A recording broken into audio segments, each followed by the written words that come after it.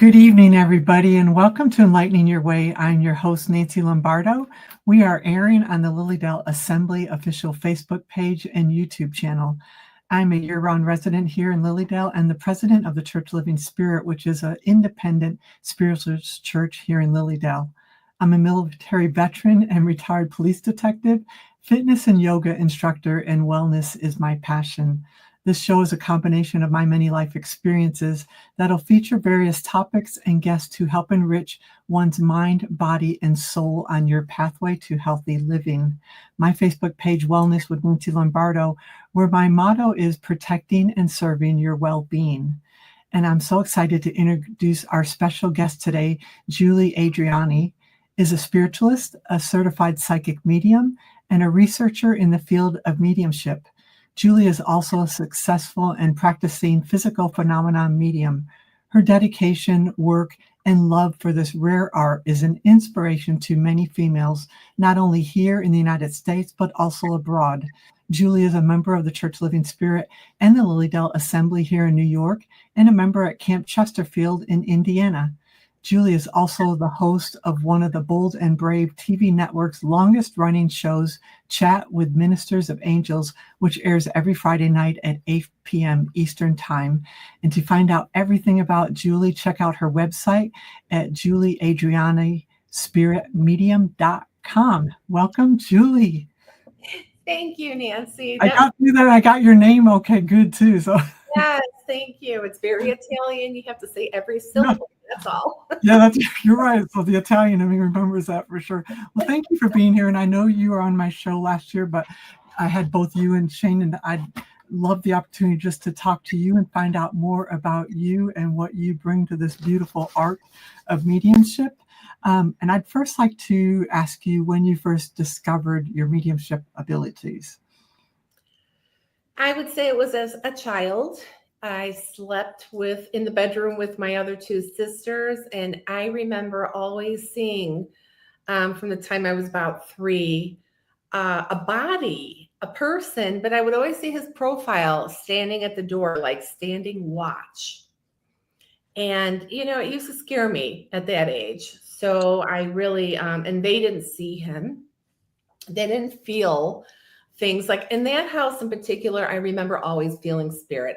Every time I walked out through that door, it was almost like there was so much spirit there. It was really unnerving at that age. So I was afraid of it. Can I ask what religion you were raised in, if any? My mother was Southern Baptist, and so I had been exposed to some holy roller churches, as they would say, where people actually spoke in tongues. Yes. Remember those? And then my dad was Catholic. So they didn't really go to church too much because I think the blend of them. But I did follow through, and but religion was not heavy in my house. Yeah. Well, just curious about if you understood what that was, seeing the spirit or feeling spirits, or if it was generational and run in your family. I found out later it was generational. Yes. What side? On both sides. My father actually, in his 40s, I would say, he was very open to ufology. He was not buying the religious view of not necessarily Jesus, but the role and some of the rules the Catholics were putting out. So he was very anti-Catholic, even though he was raised that way. But he helps me with my physical mediumship. So he's a guide helping me. Oh, I love that. That's very, very, very cool. And then, and on the mother's side, 8 generations back. So there was a woman that came through, and I didn't know who she was, and 2 of my friends validated this also because they saw her and brought her through. A woman with red hair. She told us her name was Margaret. She told us what ship she came to America on, that she married my grandfather. She told me my maiden name and how they changed it, the letter, to be more American once they came through. And she said that I had the gift, as strong as hers, and that it's been 8 generations. But she gave me names. She gave me the name of the ship. And the funny part was, and the most validating was, all of that was validated through ancestry.com. Oh, that's awesome. Yes. In those times, she couldn't come out and say she was a medium, but she worked as a birthing doula, and she had 11 children. So she was a healer herself. So that's how she worked through her mediumship, through healing. My grandparents came over through Ellis Island, so I understand that about the changes in the just one little letter, especially with like the Italians, they changed the name just a little bit, and it was hard to figure out who you actually were. So that is so cool. Yeah. So that was really validating and helpful, and helped me understand. Yeah. In your bio, you state that you do research in the field of mediumship. I'm curious what kind of research, and are you doing it now? I'm still, like, I've worked with a lot of mediums. We teach a lot of mediums. So, and I also go to see a lot of mediums, physical mediums, mental mediums, trance mediums. So I have my own research going and documentation of my own mediumship. So I'm real big on documentation, Yes. recording, visual and audio. So I can go back through all of my home circle seances that we've done, and they're all documented, recorded. And also the sitters that attend each year, sometimes we might replace a sitter or two, but what we used to do was we didn't want anybody to influence what the others saw. So we would just have everybody write down their experience, what they saw, what they heard, when they saw it, when they heard it, or at least what song was playing. Yeah. And it started to become amazing to me how they were all experiencing the same physical phenomena, even though some of them weren't even in the same room, because my circle is a hybrid circle. So I have in-person sitters and people on Zoom. That is very cool.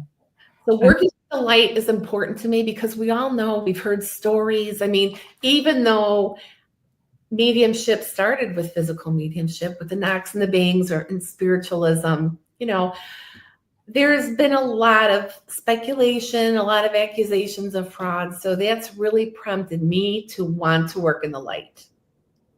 Yeah, and this being the week that we celebrated the 177th year of spiritualism, I tell that story a lot about the Fox sisters. It wasn't an easy life for them at all. Not an easy, they took much criticism and much speculation, what they went through to try to pave the way for people like you to come through and still be doing what we're doing today, for sure. Yeah. So, got to give them a lot of credit for that. So when did you first come to Lilydale, or hear about Lilydale, or know about Lilydale? First came, I believe it was 2017. I mean, I heard about it. I watched videos about it, or Facebook, or YouTube information. I had heard about it because I looked for help. When I was raising my children, I looked for places to help me with my mediumship, because 25, 30, 40 years ago, there really wasn't any place for you unless you lived in England next to the Arthur Findlay, or you knew about it, or you could travel there. We really didn't have places like that here in America to go to. Yeah, you're right. Mm-hmm. There were some places in the Theosophical Society, but they were primarily based on meditation or regressions, things like that. They really weren't based on mediumship at that time. Right. Yeah, you're right. When we've been around for a while offering those kind of classes for such a things. You made mention when you were talking about the different types of mediumship, and I'd like to go through and explain this to people that are listening, especially what it means to be an actual physical mediumship. You had made reference also to mental mediumship, and I'm hoping that everybody knows what evidential mediumship is, but if you could maybe go through them and further explain. Sure. So mental and evidential mediumship is basically the same things, but with different wording. So you are using you are connecting with discarnate entities, with the mediumship, with and bringing through evidence, asking for evidential information. So, like last Sunday when I was doing a little mediumship, I mean, if say I had 7 people raise their hands for the first one, and then you go back and you interact with your spirit person and ask for, give me something that's gonna really, who I'm with is gonna understand. To prove that continuity. Not weed out, but then you get to who you really are with. You feel it yourself in the direction usually who you're with, but you want everybody to feel heard, because a lot of times when you're doing platform mediumship, a lot of people can take the information till you get to a certain point. Right. Or people will come up after you're done with the platform and say, I really resonated with that, but I knew this woman needed to hear that message more, or, things like that. So evidential mediumship and mental mediumship, to me, is basically the same thing. It's bringing through information for the sitters. And then there is also the trance mediumship. Yes. Trance mediumship is wonderful and evidential as well. And it's when you are allowing the blending of your spirit person or guide to come and blend with you. And they are basically blending and giving you the information, and you are repeating it, but they're still working through your mental capacity. Yes. Because they're telling you and working with you on what to say. So my question was, because when I started doing trance work the first time, immediately, I had transfiguration, like spirits blended with me and twisted things around. So made you look physically different. Yes. So everybody's mediumship is a little bit different. We all know that because we're all individual people. But so I had a question for my mentors that, I feel like you should always be developing, no matter how far you're going. If you're still working, I feel like you still need to be unfolding and developing, because there's more. So in my mentorship, one of them, I mentored with Mavis Patilla, and that was a big question for me. So when is trance mental, and when does it develop into physical mediumship? What are some of those signs? That's a great question. Yeah, show the difference, because it's just more development. I think it's a natural progression. If you are going to have that happen to you, it's a natural progression. So as I was working with trance, and she said to me, it's when your physical bone structure, when you can see physical changes taking place on your face or overlaid over your face, that's when it's turning into physical mediumship. Because it's a very fine line, because there are so many wonderful trance mediums, and they give such beautiful messages, philosophy, or they can even do questions and answers.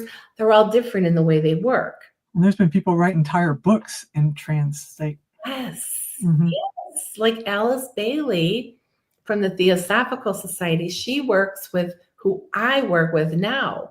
And she wrote 25 books with the Tibetan Master Wall Cool. And they were all given to her through telepathy. And so I work with him with trance mediumship and with physical mediumship.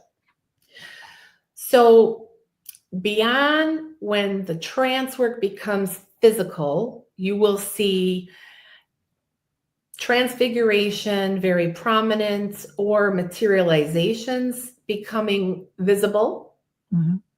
So sometimes you might see in my trance mediumship beings standing next to me or behind me, like literally materializing. Right. With your ectoplasm or your energy. So that's when it starts to become physical mediumship. And there are so many different, I don't know if you want to call them extensions or modalities of the physical mediumship. Yeah, I think you're right. Different levels, maybe. Yeah, levels or just different modalities, because there's spirit art, right? There's Oh, spirit artists like Sandy Ingham. She's a very good friend of mine, and her art is physical mediumship because she had no knowledge. She couldn't even draw a stick figure. And then right, all of a sudden, she went into a trance and started drawing beautiful faces on an envelope where she was collecting her mail. And now she's developed and unfolded into this wonderful spirit artist that can see your spirit guides, right, put them into the paint. But she is in a trance and she's not aware of her hands moving. So spirit is moving her hands. right. Yes. And then there's also automatic writing, where spirit can take control and give you all the information. And you can write books, you can write poetry. Yeah, I believe I've had that experience myself, actually. Sometimes I'll go back and write my poetry. I don't even remember the words, because they came from a different place. So, Yeah. yeah. I feel that way. And I feel like you get a lot of inspiration too, very artistic, and even in your photography, Oh, thank you. Thank you. because the composition is always so beautiful. It's not just one piece. There's so much in your artwork. I like the way you said that, though, about the layering. I think it's many different layers, and it's always it's a learning experience, I think, constantly. Especially there's so many, you can go deeper and deeper and deeper and deeper. Yeah. We never stop learning. We never lose that connection. Once you're on the road to development and you want to continue, Spirit's always going to work with you and deepen your connection, strengthen things. And unfold. Yeah, totally. Yes, it's a natural unfoldment if you allow it and you give them time to work with you. That's a big thing. Sometimes people think, okay, they're happy with where they're at. They're wonderful.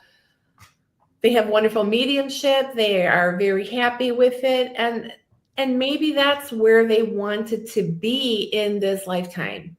That was in their soul contract. Right. That's another aspect of it. You have to have maybe done it in a past life or have the wants, and it's in your soul contract to expand exponentially. Yeah, I like that. One thing I love about being a spiritualist too is that, it's part of what we do. We're always questioning. We always want more. We're always learning. It's an evolution, constant evolution. And I guess you're right. You can either get stagnant or you can continue to want more and understand more, because we'll never understand it and never understand it. All of it. Right. Well, and it's not so much maybe as being stagnant if they're happy with where they're at and it's working for them with their physical life, Right. Yeah. And but for me, the physical aspect of working publicly happened later in life. And I'll tell you about that later.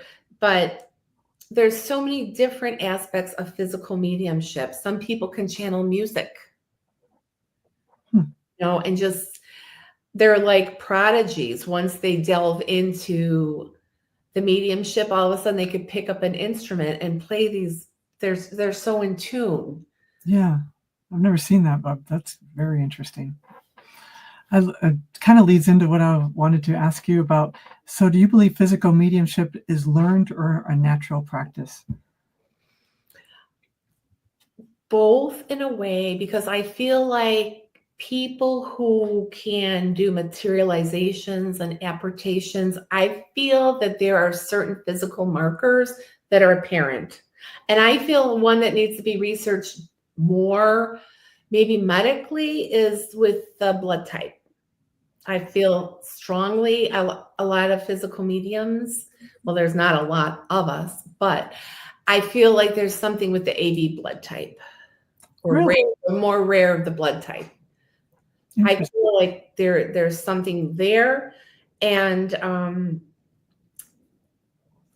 because it came naturally. I had levitation and crazy things happening since I was a kid, and I didn't know, but you also seem to need a lot of telekinetic energy. Mm-hmm. So the two combined, it's because I had levitation, doors opening, cabinet doors, drawers, without me even focusing on them. Right. So, I mean, that's also a lot of telekinesis going on there. We were talking earlier about me not being able to wear a watch with a crystal like a Timex, because my energy stops them within a day. It'll stop working. Yeah. I've definitely heard that for sure. Yeah. And I was told by a doctor that there are some people's energy that does that, the Yes. reaction. Years ago, I couldn't wear gold, like the regular yellow gold. So I wear rose and I wear white now. But it was like my whole hand would be black after a couple hours, like as if almost like the metal was melting, or it was very, people thought my jewelry was fake because my lips were tarnished and very dark. Right. Oh, that's crazy. But a lot of these things, like with the crazy telekinetic energy things going on, unexpected, now that I'm practicing physical mediumship, it's not happening spontaneously like it used to, because I feel like I'm working with it and working with my guides. And now it's like, it doesn't happen so much when I'm not working. Right. You're controlling it more. Yeah. I'm utilizing it. I don't know. But also, I think it has to do with your hormones, your nervous system, because that's what you're using. A lot of physical mediums have a problem with diabetes, or even regular mediums have. It's hard on your endocrine system. That's what you're burning up. So that's why it's so important for you to have good spiritual hygiene. I try to shut down when I'm not working. Right. Most mediums, I believe, do that for sure. Yeah, because if you're not, it's like your car is running, you're going to be out of gas. Because I've had my levels checked, and they were like, "Oh my God, what are you doing for a living? What is wrong with your body?" So I learned. Yeah. So I know we talked about the Fox sisters, but does it go further back than that, physical mediumship? Oh yeah, it goes down to the biblical days. I mean, the Ten Commandments, really, it was precipitated. It happened, right? Yeah, you're right about that. Yeah. Yeah, biblical times for sure. I'm in the Mesopotamian days. I believe that they were doing mediumship way back then. The Mesopotamians, the Sumerians, they knew all this stuff. They were given information, and a lot of them I feel came from the stars, the sky, whether they're called angels. I mean, in every religious doctrine, people Right. came from the sky, right? Either call them angels or gods. So the star people. So yeah, it's been since the beginning of time, really. Yeah, you're exactly right about that. You're exactly right. Do you think there's a reason? I know you made reference to this in your bio about why there's not a lot of females specifically involved in physical mediumship. Well, I think there were a lot of female mediums in the older days, For sure. but Absolutely. unless, first of all, it was a patriotic society. It was more the men's world, right? And I think basically that's one of the reasons, is because like Mary Baker Eddy, she was female. She was a wonderful physical medium. She started the Church of Science. Was it Scientology? Not Scientology. She started a whole church movement. But before that, no, you didn't see a lot of them. But I just feel that it is a rarity, and women didn't have the time to dedicate, really, to keep moving forward. Because, I mean, if you look back at our lifestyles 100 years ago, it was hard. Life was hard. If you had children and you had to cook, women had to do. Yeah. It takes energy, and it takes time to allow your guides to work with you.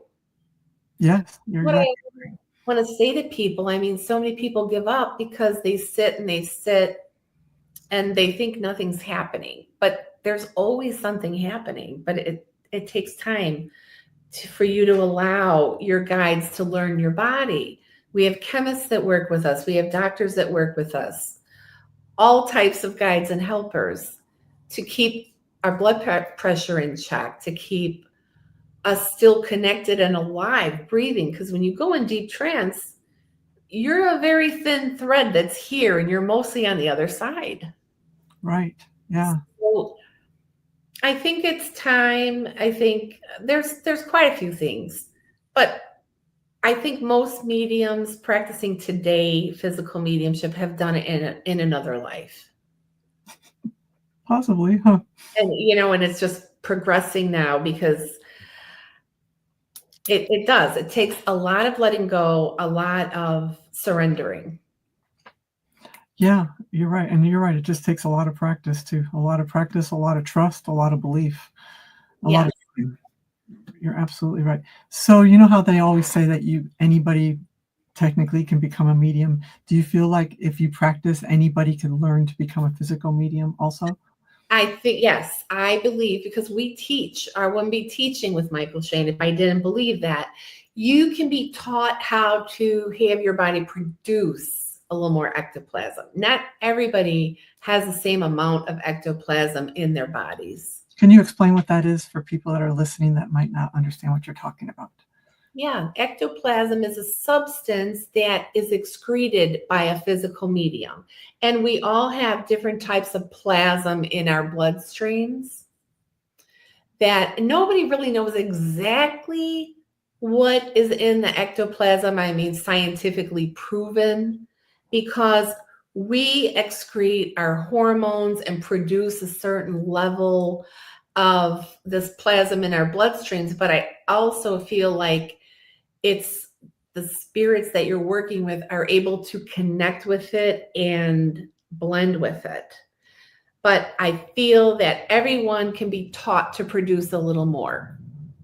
So just like the yogis taught, some people in the 60s took the fast route with help to create DMT experiences, like maybe with LSD or mushrooms. There's a lot of people who experienced the mind altering and openness Right. all of a sudden with using drugs.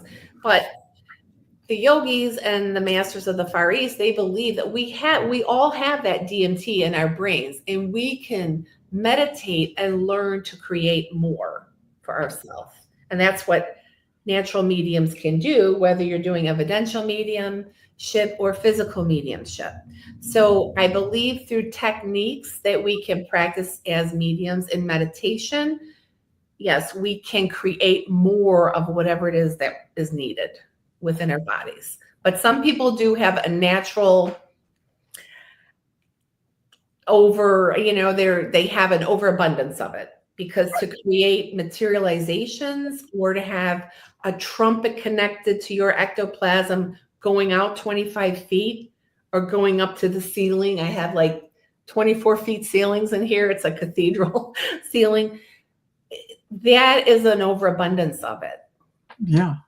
Is there an experience you could tell us about through your physical mediumship that has surprised you even? Yeah, this past year in November, I had huge awakening and amping up of my abilities, because I can have independent mediumship, independent spirits speaking through me that have walked out. I'm a materialization medium, but usually that's all while I am in trance, sitting tied, secured in my cabinet, in my chair. But in November this time, they experimented a lot with me in a place that we went to do our events at in New Jersey. And I think it was just like, sometimes the energy is just right, that people are right, and there's such high vibration. So I had my guides materialize a few times, but Saint Germain actually materialized and spoke to my helper, which is my husband, and said, you are going to get these directions. You're going to cut the ties off of her, wake her up out of trance, and you're going to bring her out into this red light turned away from her. And we are going to attempt to have apportation in the light while she's out of trance. So that was the first time ever for me. Wow. My husband got so nervous, he even cut my hands. He was shaking like a leaf because he was nervous for me. And I got woken up out of trance with him cutting my arms with the scissors. And I said, what's going on? And he said, come on, we have to go. We have to go out into the light here. And so people were let come up close. And Michael was in another cabinet. Through his guides, Saint Germain materialized and took my head in front of all these people, put one hand behind my head and like tilted it down, and then told somebody to get like something to collect them in. So, and I was not in trance. So it was the first time, me not being in trance, I actually apported through my forehead. Oh my gosh. That's I great. opened, and then I thought I was crying, but as they came down, crystals materialized. Wow. So, and I saw them. That's crazy. Oh God. So that was That's an experience. That was really an experience. And I'm glad I got to experience it, because usually I don't. I'm in trance. Right. So Yeah. I've been wanting that. I'm real big on, I want to work in the light. Yes. Yeah. Because people don't even, they can only see not even 1% of what's happening in the physical with their own physical eyes. Mm-hmm. So even how much is not, they're not seeing, they're missing out on all these things. So for someone to be able to witness what's going on, it's very important for me. You made reference to your cabinet and you got it behind you. Can you explain why they use cabinets, why you use cabinets? Well, we used cabinets because... And where's that come from also? I apologize for my dogs. I know, I hear you talking. They're downstairs. Excited to tell your story. So the cabinet, the dimensions of it were used in biblical times. Oh, wow. So that is what Moses went into. Okay. And so the specific geometric numbers of it, we make them a certain height and a certain width. I didn't realize that. That seems to help us hold the energy in and bring in, help create a vortex, which is what helps us with our mediumship, which helps the spirits come in to materialize. So we teach our students to work with a cabinet this size with specific, it's got to be a certain height, certain width. The dimensions are important. Yeah, I didn't realize that. That's very interesting. Yeah, I mean, there are other people, other mediums that might work in one of those, a zip tent, or in the olden days, sometimes they would just use a corner of a room because they didn't have space. In the early days of spiritualism, they would put like maybe just find a corner and put a curtain to give themselves a spot. But the intention there is you're building energy in there, and it's condensing to help create some phenomena. Yeah, that makes total sense. So what have you found, because I know you travel around all over the United States, especially people's first time experiencing something like that, where do you find the reaction to be? It's all over the board. Some people are just so amazed and something opens up in them, and they might have a spiritual awakening if they have never had one before. Some people are just in disbelief. Some people love what they experience and they're still trying to figure it out. Every time I see some people say, I'm still trying to figure it out. I don't know how it happened. I know that there was nothing fraudulent. I was there. That's another thing. when Michael and I work, we have people that we don't know check our cabinets. We go to all these different venues and we never know what kind of room they're going to put us in. Right. We're kind of vulnerable because we don't know where we're going to be put. And we don't know if there's carpet, wood floor. We don't know the people. We might only know the host or the hostess. But still, we're very transparent. We allow people to come in, pick up the chair, take it apart, shake it, look at it. I always have 2 or 3 people come and inspect my cabinet before we start. Yeah. And we always, get patted down and wanded with our metal detector, just like we ask our guests just to be wanded, just to make sure. And we don't wear our own jewelry because we don't want people to think, well, if there is apportation, it could have been something they had on, or anybody else from the audience could have put it in. So we ask everybody not to wear jewelry. Oh, I love the transparency of that also. So yeah, we really, really try to be transparent. We're very open.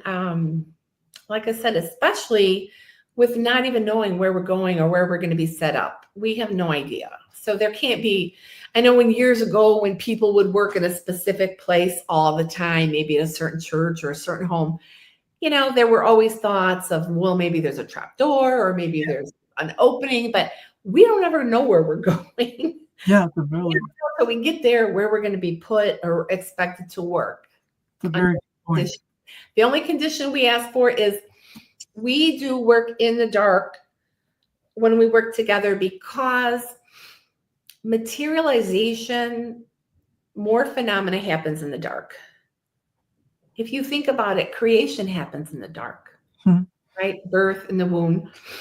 And even when I meditated, all the years I used to just meditate and I had no intention of being a medium, I always knew to do it in the dark or very dimly lit rooms because that helped me expand all of my other senses. Yeah. It's kind of like sensory deprivation. If you take one sense away, your other ones are heightened. Right. I'm thinking about that. And I like to meditate when it's dark. If I got my lights on, I turn my lights off. So I get that.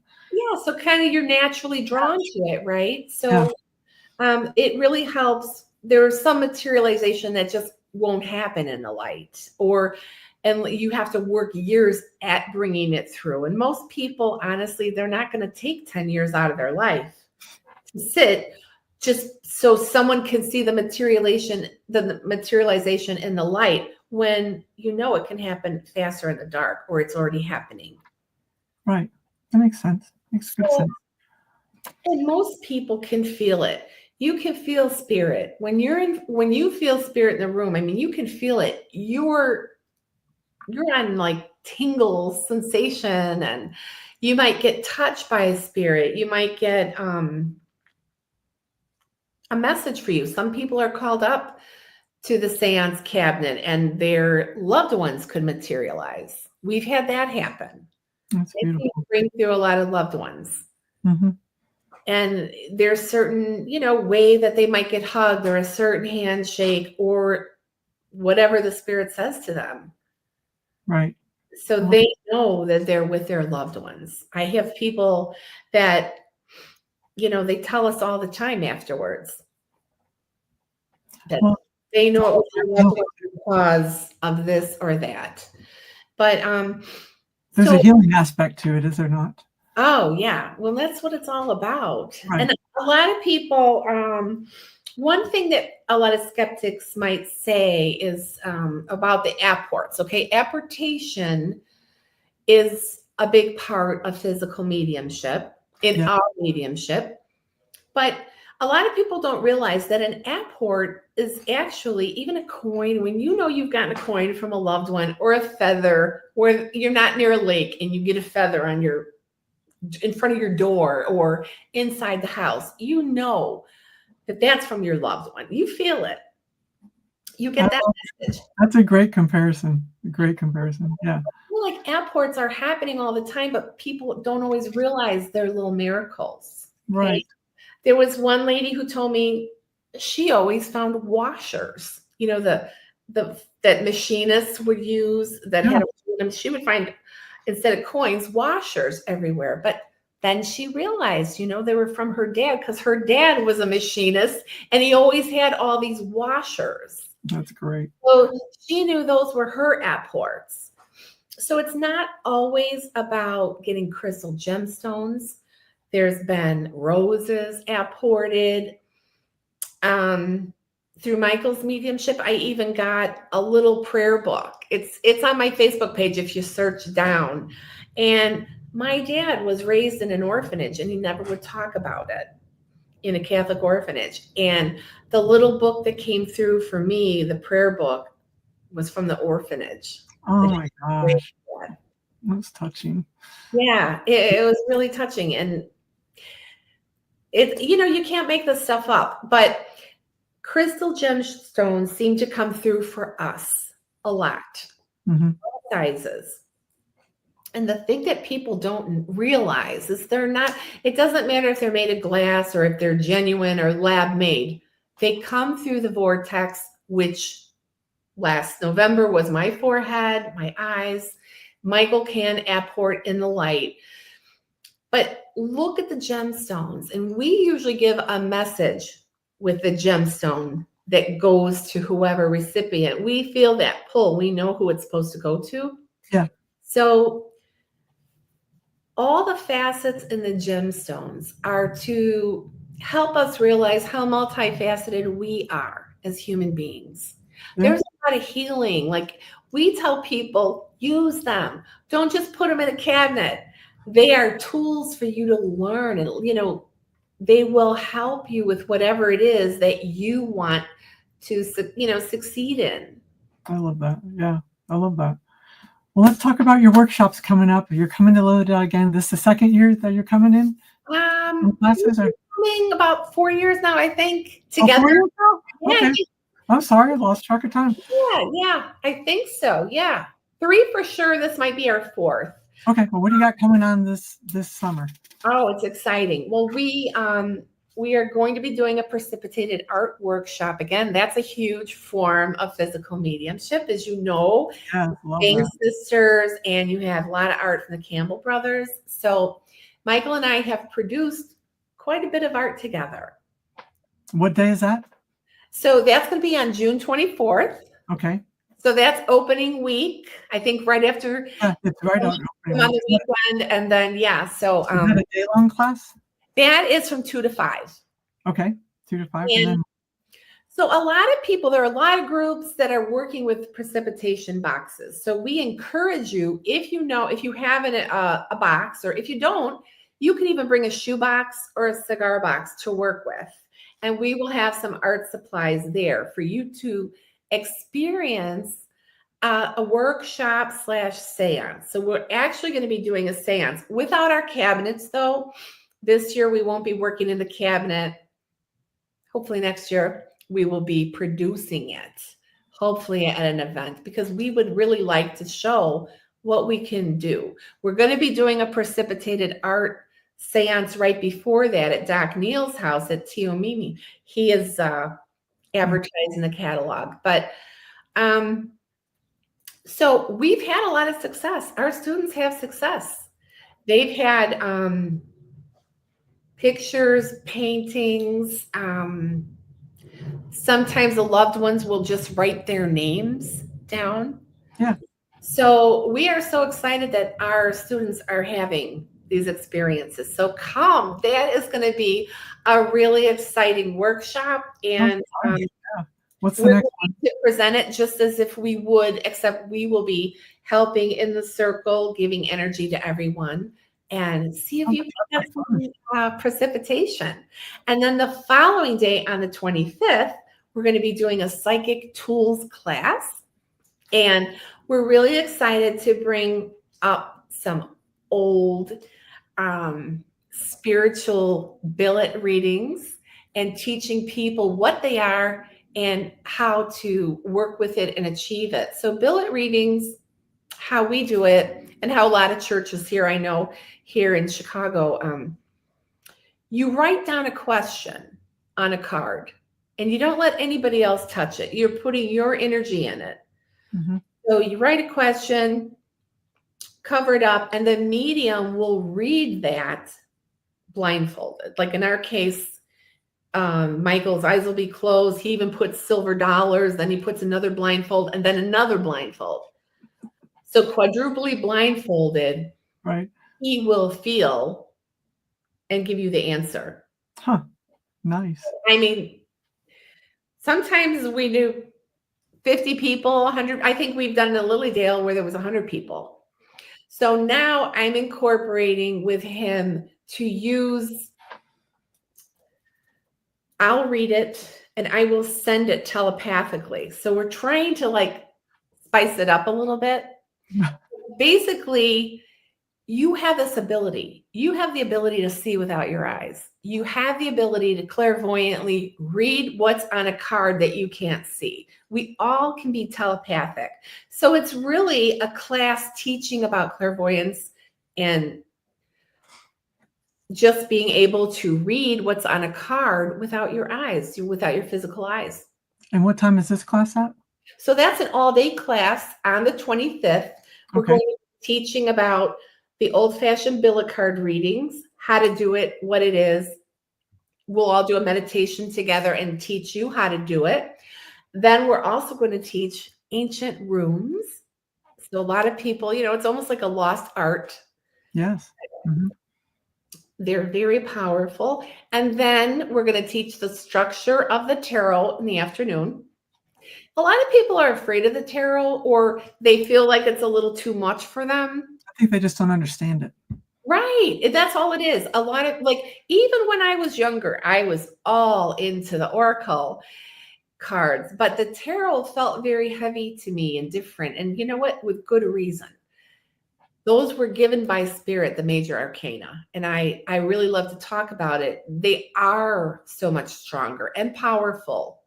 And you just need to understand the structure and some of the messages. Right.